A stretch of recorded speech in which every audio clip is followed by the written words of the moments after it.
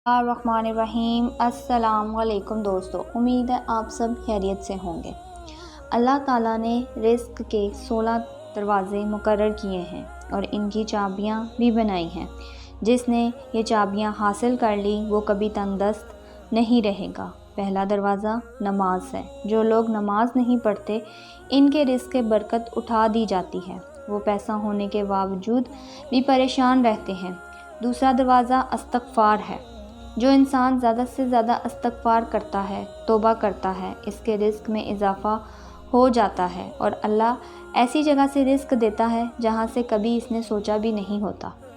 तीसरा दरवाज़ा सदका है। अल्लाह ने फरमाया, तुम अल्लाह की राह में जो खर्च करोगे अल्लाह इसका बदला देकर रहेगा।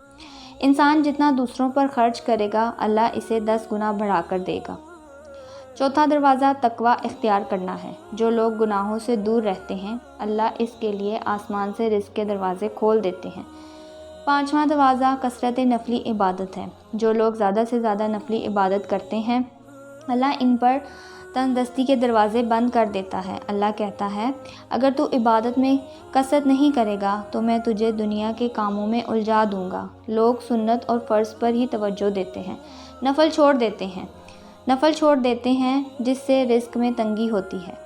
छठा दरवाज़ा हज और उम्रे की कसरत हासिल करना है। हदीस में आता है, हज और उम्रा गुनाहों और तंगदस्ती को इस तरह दूर करता है जिस तरह आग की भट्टी सोना चांदी की मैल दूर कर देती है। सातवां दरवाज़ा रिश्तेदारों के साथ अच्छा सलूक करने से पेश आना। ऐसे रिश्तेदारों से भी मिलते रहना जो आपसे कतई ताल्लुक़ हों। आठवां दरवाज़ा कमज़ोरों के साथ सिला रहमी करना है। गरीबों के गम बांटना, मुश्किलों में काम आना अल्लाह को बहुत पसंद है। नौवां दरवाज़ा अल्लाह पर तवक्कल है। जो शख्स ये यकीन रखे अल्लाह देगा तो इसे अल्लाह ज़रूर देगा और जो शक करेगा वो परेशान ही रहेगा।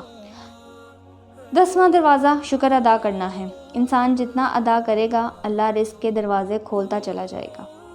11वां दरवाज़ा घर में मुस्कुराकर दाखिल होना। मुस्कुराकर दाखिल होना सुन्नत भी है। हदीस में आता है, नबी करीम सल्लल्लाहु अलैहि वसल्लम ने फरमाया, अल्लाह फरमाते हैं कि रिज़्क़ बढ़ा दूंगा जो शख्स घर में दाखिल हुआ और मुस्कुराकर सलाम करे। 12वां दरवाज़ा माँ बाप की फरमाबरदारी करना है। ऐसा शख्स पर कभी रिज़्क़ तंग नहीं होता। 13वां दरवाज़ा हर वक्त बावुज़ू रहना। जो शख्स हर वक्त नेक नीयती के साथ बावुज़ू रहता है तो इसके रिज़्क़ में कमी नहीं होती।